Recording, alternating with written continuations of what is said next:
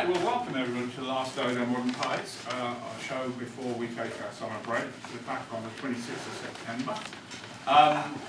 If you've not been to this venue before, just to let you know, there is a toilet on this floor, which is useful to know that.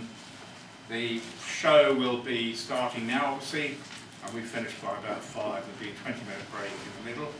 And what else should you know? It's a hallowed venue. If you've been here before, you'll have heard this, but this man standing in this poster here is Bob Dylan, who played in this very room in 1962 when it was a folk club run by Martin McCarthy. Apparently he just turned up, and Martin, who knew him, said, "Would you like to do a song, Bob?" He said, "No, just come along to listen to it." But obviously by the second half, the juices started flowing, and Bob sang 3 songs in this very spot. So that's that. I want to tell you that the nice people around the pub don't charge us to have the room, but they would ask you to spare any change you can from Macmillan Nurses, so we do that every time. And I think that's all you need to know for the moment, except we've got a couple of great featured poets. Lisa Kelly reading from her first collection, published by Carcanet, a very prestigious publisher. We're going to start with a plethora of open mic volunteers. So I'd like to start with Christopher Williams, please.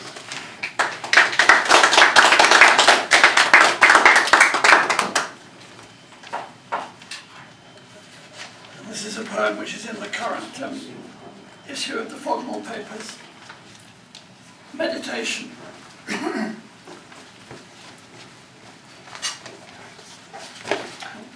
Sorry. When Anne Carson gets excited and really warms to her subject, she tends to drop the short lines she started with and move towards longer ones. This may not always be the case, but it's particularly noticeable in the Glass Essay, the 1995 poem, where she confronts her breakup with a lover. And it's time for her to visit her mother, who lives alone on a moor in the north. On top of that, Anne is obsessed with Emily Bronte, who created Heathcliff and Hareton but never had friends. Anne is also due to go see her demented father. I think of all this as Steph and I try to deal with our sofa, whose covers have managed to get themselves filthy in the 10 years they've luxuriated in our possession. We didn't watch much TV, but lots of people sat there and consumed coffee, red wine, pasta, tomato sauce, and other sauces while enjoying the good life and perhaps high-toned conversation. And what else? Somebody's resplendent rear quarters may have impacted sufficient force to reach down to one caster so its wheel is snapped off. I visit the nearest wicks, where the casters displayed come in packs of cellophane and 4 and are implausibly cheap. The sofa has now attained a sort of cleanliness, but where did we buy it? And what is its name? What did we do with the bill, the brochure, the pamphlet, the address? It is time to take a deep breath. Think of Emily and her soul, who was the other self who wooed her. If we find the leaflet filed not far from where it should have been, it may open up all manner of possibility in our lives. This next one. When I looked at the map and saw, well, to my shame, I didn't know where Foley Street was, and it's particularly shameful because, well, X million years ago, I spent quite a long time working for the University of Westminster in the School of Communication, which in those days, or only for a part of those days, was just round the corner in Riding House Street. Well, a few years ago, I wrote this poem, which invokes that magnificent street, so I really have to take it up again. It was called the University of Westminster in those days, and I worked in the School of Communication, but to us who worked there, it was always the Polytechnic. The Polytechnic. Last night I dreamed again I was at Riding House Street, its quadrangle of corridors. Plain white walls, imitation honey parquet floors, lack of real common rooms, and the abiding triangle of disciplines always colliding. media pundits with their love of wars for control, photographers whirring round in the doors between science and reflection, we film boffins sliding from image to story, then back again. Such anguished discords were the time's very prism. But shared respect for shape helped us sustain, cohabiting with power, blocking internal schism. For 2 decades we governed our own domain, till malign force reared managerialism.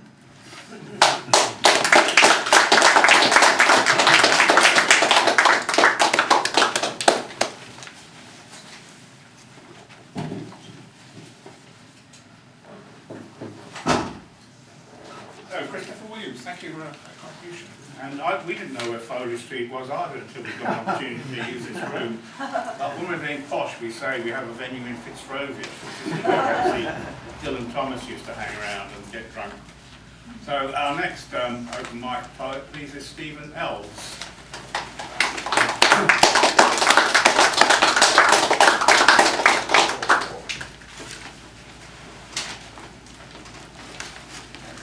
This is about a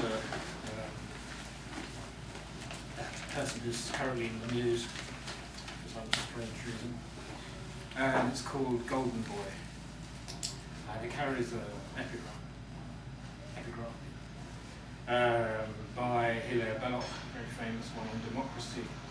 The accursed power which stands on privilege and goes with women and champagne and bridge broke, and democracy resumed her reign, which goes with bridge and women and champagne. Golden Boy. He's a jackanapes, a jack-the-lad, relentless in his blonde ambition. For Tory fillies love a cad, with a cavalier disdain for contrition. He loves to bask in erudition's glow, the fool's epitome of a clever chap. The ideal savant for today's idiot. But beneath those locks lies a nasty trap. Cripes, he has courted some beastly chums. Crypto-fascists from Farage to Bannon, all of them oozing more harm than charm, seizing the day by squandering millions. His past lies behind him, more lies ahead. His days filled with sunshine, ours with dread.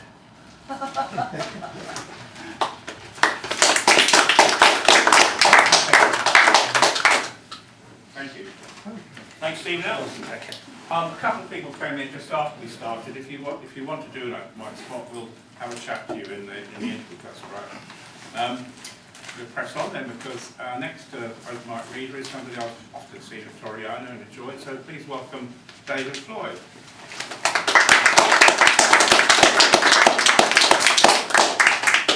Thanks. Yeah, I think this is self-explanatory. It's called Conspiracy Theory. There is an international conspiracy to prevent the spread of my poetry.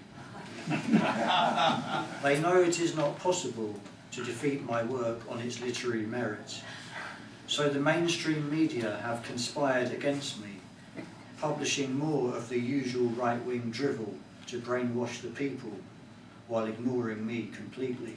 But still, every day, people stop me in the street and they say, "David, we love your poetry. We agree with everything you're saying, whatever it is."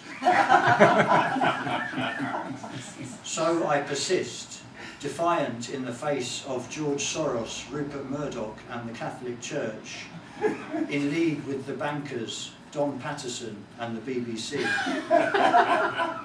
And now, every time I write a stanza, they swoop to silence me, metaphorically. But really, it's not about me, it's about the poetry. The people need poetry by me. My next collection will be published as soon as the conspiracy has been defeated.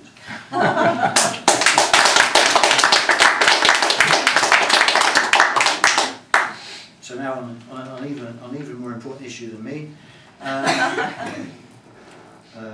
think this is quite self-explanatory as well. It's about a happier time in politics. There's an ill wind at our windows. There's a cold moon in the sky. It's hard to sit through Newsnight without feeling the urge to cry. It's an orgy of destruction, a smorgasbord of shame. But it used to be so different, or at least not quite the same. Remember when we used to think we might see better days? Remember when we knew a guy who saw the world 3 ways? The light that shines out from his teeth is glinting through the cracks. A new dawn is upon us. It's time to bring him back. Bring back Blair. Supply-side training schemes and endogenous growth. Bring back Blair. More cash for the NHS and a palpable sense of hope. Bring back Blair. Education, education, education. Bring back Blair for a stylish, confident, forward-looking nation. And bring back Jeff from Biker Grove and also Madge from Neighbours. Bring back tax incentives to encourage prudent savers. Then bring back Flintoff's ashes. Bring back Beckham in a sarong. Bring back widespread agreement that racism is wrong. Bring back Big Brother House, this is Davina. Please do not swear. Bring back Sleeper. Bring back Dodgy. Bring back Menswear. Bring back Blair. So what if he loved Murdoch? So what if he loved God? So what if he thought socialists were out of date and odd? Bring back teenage pregnancies. Bring back smoking in cafes. Bring back Berlusconi, Cliff Richard and Colonel Gaddafi. Bring back Peter Mandelson lurking in the dark. Bring back old Ron Davis chasing badgers round the park. Bring back Blair. He said we were at our best when we were bolder. Bring back Blair. He felt the hand of history on his shoulder. Bring back Blair with compassion that could take away your breath. Bring back Blair. We were only 45 minutes away from death. Bring back Blair. He came to Earth to set derivatives traders free. Bring back Blair. His teeth shine out for all to see. And bring back Jeff from Biker Grove and also Madge from Neighbours. Bring back tax incentives to encourage prudent savers. Oh, bring back Flintoff's ashes. Bring back Beckham in a sarong. Bring back widespread agreement that racism is wrong. Bring back Big Brother House, this is Davina. Please do not swear. Bring back Sleeper. Bring back Dodgy. Bring back Menswear. Bring back Blair.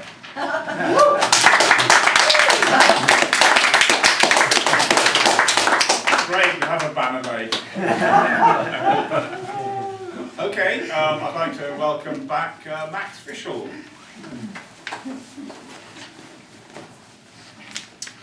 Thank you.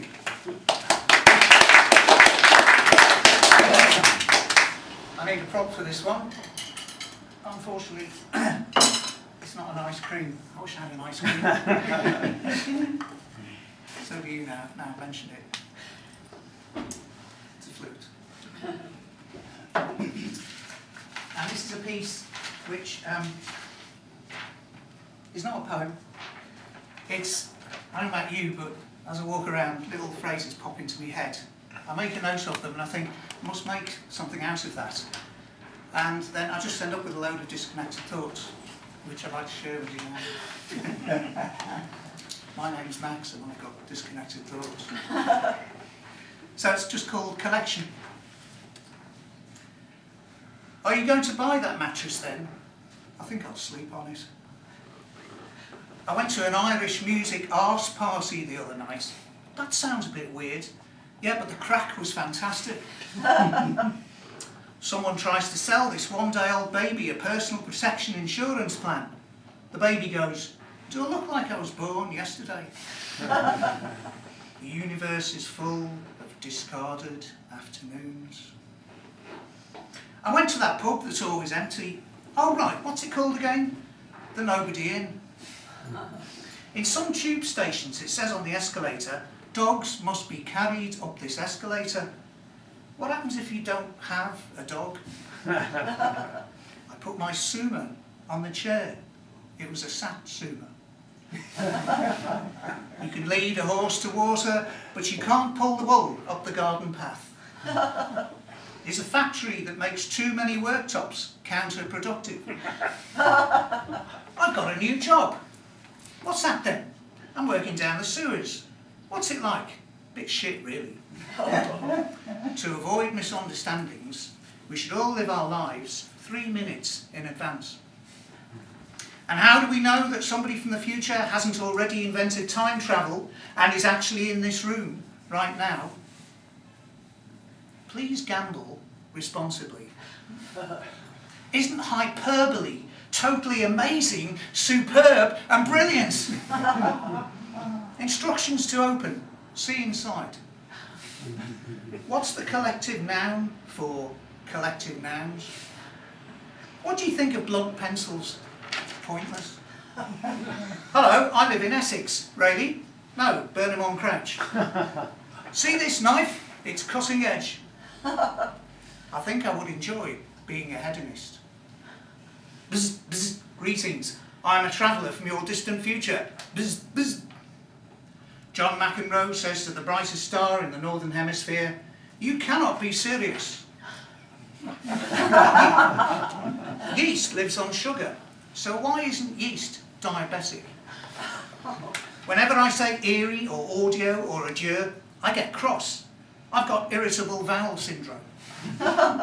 My friend Walter was terribly depressed, but instead of going to see him last night, I decided to be the 4th person in a game of cards. Yes, I chose bridge over troubled Walter.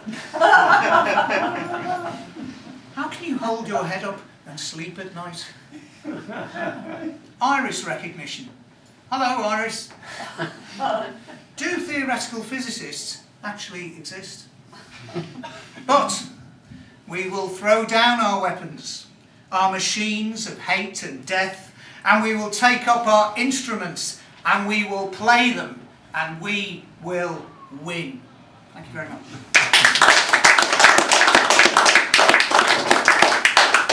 Right, after that total nonsense, here's one called The Curse of Certainty. And it's soon clear what this is about.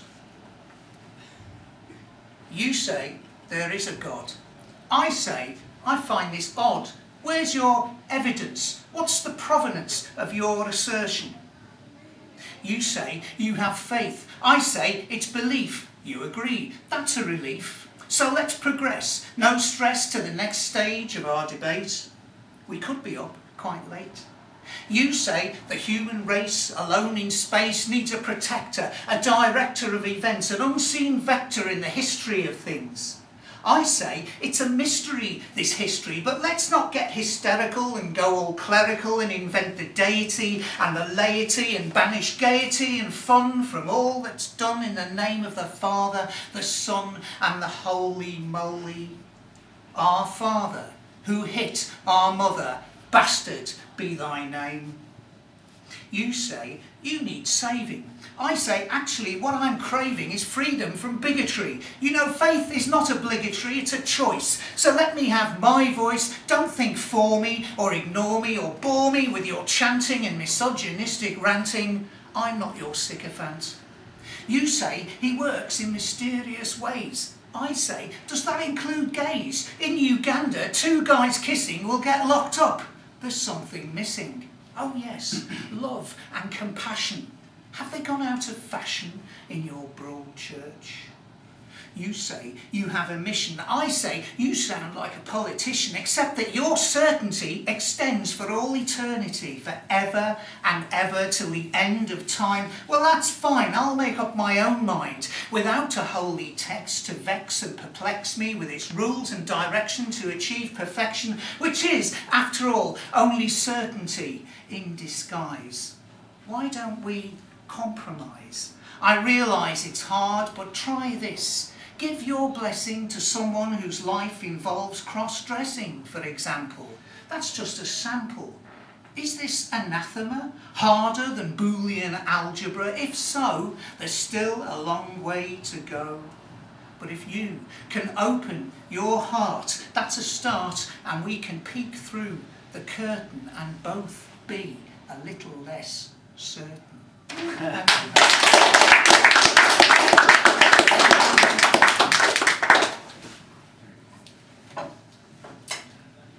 Right, we're going to move on now to some haiku. Very welcome, short, sharp and beautiful poems from Christine Eales.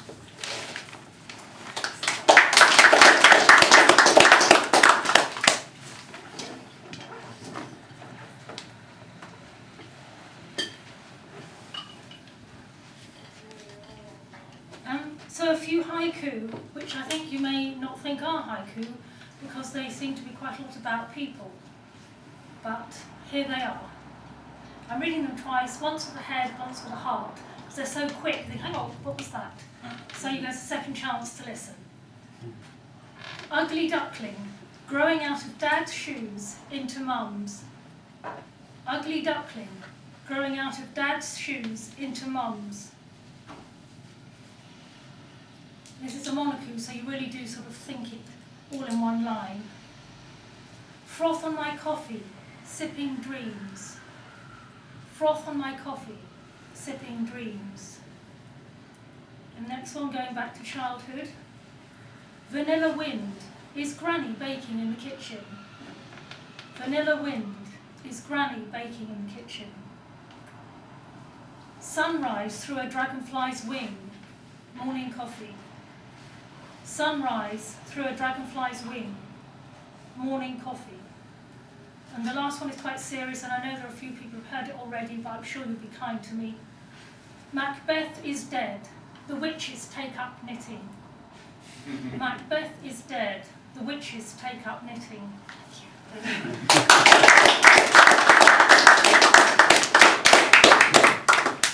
And our last open mic reader in this half, please welcome Mr. Lantern Carrier.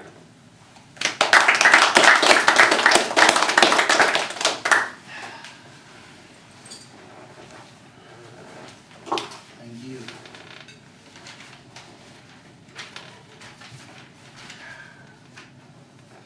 The sweet-scented tulips of this perfumed garden hug the walls and foliage. The honeysuckle blossoms pays homage to the light. A pageantry of flowers adorns the stony pathway, while the birds and squirrels dance. Even 1,000 garlands, my love, cannot match the wafts of thy allure. Into the temple of the heart my beloved comes, kissing my soul with infinity's plenitude. I feel the magical descent of an enchantment, stabbing my core with the arrow of joy. Steeped in a void of intense immensity, the moonlight kisses my cheeks. I become dazed, absorbed in a river of supernal light. My heart is burning with love, my core full of intensity from the fire of thy bliss. I gaze at the crescent moon, its adorable sweetness like pure white snow, hugging the serenity of my existence. You reach down and kiss me, I suddenly ascend to the deathless joy of emptiness. Now timeless, timeless, timeless is this moment. My eagle bird dances in an ocean of sheer delight. I cascade into a ball of light, nestling in the golden coverture of thy locks, and become bewildered.